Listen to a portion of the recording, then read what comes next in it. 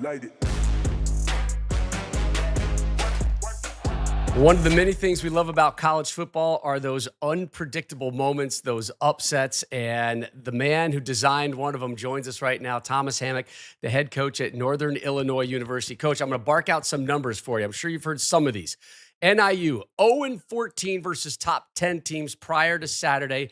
You are the first MAC team ever to beat an AP top 5 team.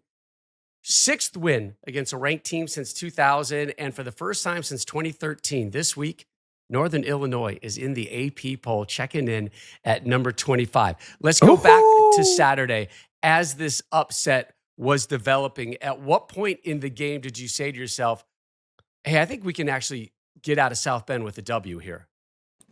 Well, I think after we made the field goal, that's when I felt some relief.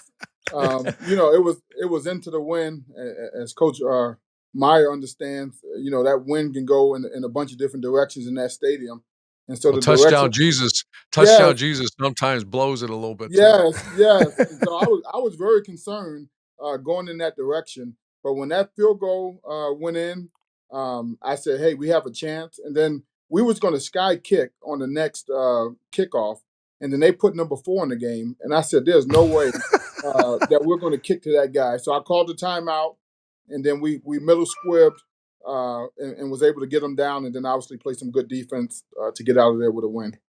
Jeremiah Love, that's a good player back there for Notre Dame, huh? Listen, I saw him out there, and I said, ho, that's not the guy that was out there before. And normally you don't call a timeout on the kickoff, but I said, if we, I can't imagine giving up a kickoff return for a touchdown to lose a game. I ain't going to lose by kicking it to that cat right there. No Anybody else. No. What's all this attention been like over the last couple of days for you and for your program? I'm just proud for the NIU and the university and our athletic program. Me, I'm kind of an old school ball coach. I'm not really into the hype and the self-promotion. I'm just going to do my job to the best of my ability. But it's good for our program.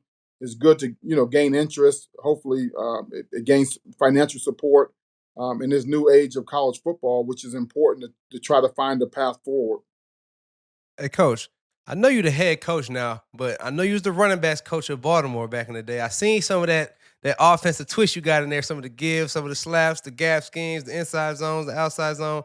How much time do you spend with the backs? Because them boys was on point in the game. I mean, when you're the head coach, picking up pass pro and everything, them boys was on it.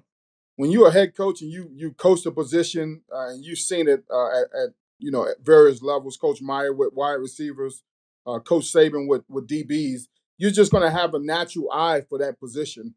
And so, normally when you're at practice, your eyes tend to go to that position that you previously coached. And for me, it's no different. And we got a tremendous backfield, guys that play their butt off. And really, those guys gave us a chance to win the game in that type of environment. Ontario Brown, Gavin Williams, them boys, hey, tell them I got big love for them because I watched the game and I watched how they set the tone in the game. So I just had to show love to them boys. And I had to show love to you because I know you was on them because you were running back coach. And how they played, I'm like, oh, yeah, the head coach be on their butt. We had Mike Turner on the sideline, and I told him before the game, I need a Mike Turner performance in this game. And that's what he did against, Alabama. Sorry, we beat Alabama in 2003. Okay. But, I said we need that type of performance. Yeah. Coach, it's good to see you again. And Rob, a little trivia is Coach and I go back to 2002. He had a heart issue and didn't play, and he was a starting tailback. And then some cat named Michael Burner Turner got in and got a little piece of Bowling Green when we were ranked for the first time ever.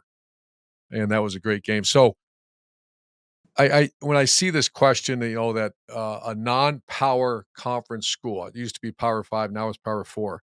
When I was at Utah, Coach, that would make me so angry when we get labeled and our players get labeled non-power. When Northern Illinois has got as good of players as a lot of so-called power, I'm sure you use that a little bit in your motivation I used it all the time. Like, you tell me Alex Smith isn't a BCS player? Of course he is. So the era's changed. When we won at MAC schools, I knew I had my guys coming back. Do you worry about people coming to poach your guys? Because I still have friends at the MAC and all that, and they're like, it's awful. People, if you have a good year, they're gone. No, all the time. In December, I had a bunch of guys come to my office and had different opportunities to, explore. We wound up losing a couple that, we lost one to Florida and we lost one to Louisville, but two didn't become 12. But the thing that's hard nowadays is there's so many extra coaches on the sideline. So you got guys looking at your roster. We played Western Illinois the first week of the season, and then they played Indiana, and I got a coach from Indiana asking me about a couple guys on my team, and I'm thinking to myself, um, those questions are almost like the NFL personnel department. Right. How did you get this kid? So that makes you feel very uncomfortable from that standpoint. But you just try to build as best relationships as possible with the kids and the families. My thing now is, take care of the families of our players that we think can have a chance to do some different things. So that's all you can do. Hope for the best, but show them you love them as much as possible, and hopefully that still matters to the people in your program. Last question I have for you is, okay, it's over. I'm sure you stood in front. I can imagine you stand in front of the team saying, "It's done. Get on to the next game." I know that's coach speak, but with social media and you just freaking beat the Irish, how do you get them back down, in the real world? Well, Coach, I can tell you, I'm happy we have a bye week, and so with the bye week, we're going to go back to training camp style practices. That It's boy. going Mm. it's Good. going to be physical. It's going to be hard. You know, you better show up. And I said, listen, Mm-hmm. if you guys don't practice the way I want it to look, we're going to condition after every practice. And That's so awesome. the players understand that. And then I also told them, if you don't go to class or get your study tables in, you're not going to play, because now That's a you ball coach right there, That's you boys. know that's old school right there. hey, you That's have their old attention. school. This is the only time in their life that I'm going to have their full attention. And, we're going to use that for the good of trying to keep our culture, because culture is hard to build and easy to tear down. And Yeah. I think those things matter. Yeah. Let me throw this out, and last thing is Lou Holtz used to always remind me, would call me after a big win, and he'd say, "Coaches make the error of coaching your team hard after you lose. After you lose, it's fragile. Yes. After you win is when you get after their butt and fix issues because they're listening. You'll get their attention much easier. When you lose, everybody's devastated." So I think that's excellent, and that's a ball coach right there, Mark. It is. That's a hey. I like hey, old school. Hey, that's old school right there. I'm mad you left Baltimore before I got there, man. Hey, no, but I want to talk to you about the emotions that you showed after the game. Like the most pivotal, successful moments of my life. Like I cried. I won the Heisman. I cried. I seen my mom crying. My father was not there with me. When I got drafted, I cried. Those were just some of those moments. Like I overcame so much adversity. I was able to make my family proud. I was able to accomplish some goals that I always set out to be. So crying in those moments, I feel like is the sign of a real man. And I was emotional in some of the most best moments of my life. So you were emotional after that game, a huge win. I know you put your blood, sweat, tears, your soul into coaching these kids and to trying to, provide a culture for that program. What was going through your mind in that moment? What made you so emotional during the interview? Well, I think nowadays there's so many distractions for young people, and to try to get them to all pull in the same direction, you got to be very strategic with what you say and how you do things. And Mhm. so all week, I told them we don't need luck to win this game, and for them to believe, stay committed to the process. We did some different things in practice. We wound up practicing in full pads on Labor Day because they didn't have school. So I said, Mm. what a great opportunity to go full pads on Monday, full bats on Tuesday, and then we did a walkthrough on Wednesday to get them back. And Yeah. so all those little tricks that you try, and they just did what we asked. And then after the game, I said it worked. It worked, and they believed. And you're so happy for them. I really didn't know how to. It wasn't about me. It was about, Of listen, these course. guys believed in the message. They believed in the plan, and I'm so happy they was able to get the reward. How long did you let them celebrate for, Coach? Well, I'm from the NFL, so in the NFL, if you have a win before a bye week, you give them a couple days off. So the plan was to watch the film on Sunday, and then bring them back on Wednesday, and then grind them on Wednesday and Thursday. So when we won the game, I said, "Hey man, I'll see you on Wednesday." That's an old Andy Reid, John Harbaugh type thing. Mm-hmm. I see See you you on Wednesday. Wednesday. Ain't nothing like But hearing that. they understand Wednesday is game on. So, but guys have been up here watching the film, lifting, doing the little things that they tried to. I wasn't afraid that they would just leave the building, but in their mind, they feel like you're taking care of us, you're getting our bodies back, and obviously on Wednesday it's going to be game on. So I can't wait.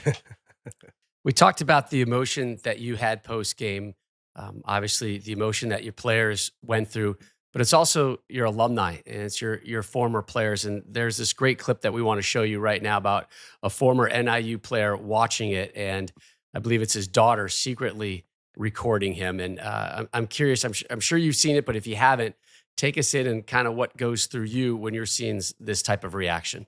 Like, it's gone freaking crazy. Yes! Yes! Wow. Yes! Yes! Yes! Yes! Yes! Get the fucking kid out of here! Yes! Who is that? Oh, I know. Yeah, I know who that is. Yeah, he's a big time supporter. Dang, that's what it's all about, man. Oh yeah, that's how you celebrate now. He's a That's big how you time let the supporter. party continue. I haven't seen that. I haven't seen that video. Wow, that was that. Eh, That's what it's all about, Yes, and sir. that's amazing.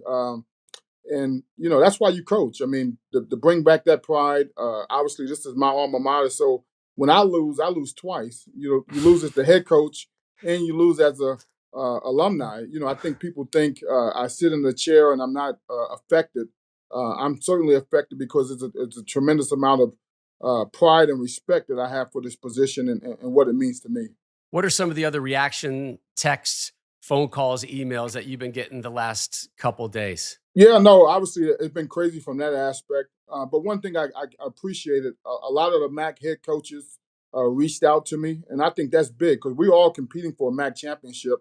And for those guys to reach out and acknowledge what happened and just the pride in the conference. Coach Meyer knows, when you're in this conference, we all have similar resources. We all go through similar recruiting things, but we cheer for one another to win those type of games.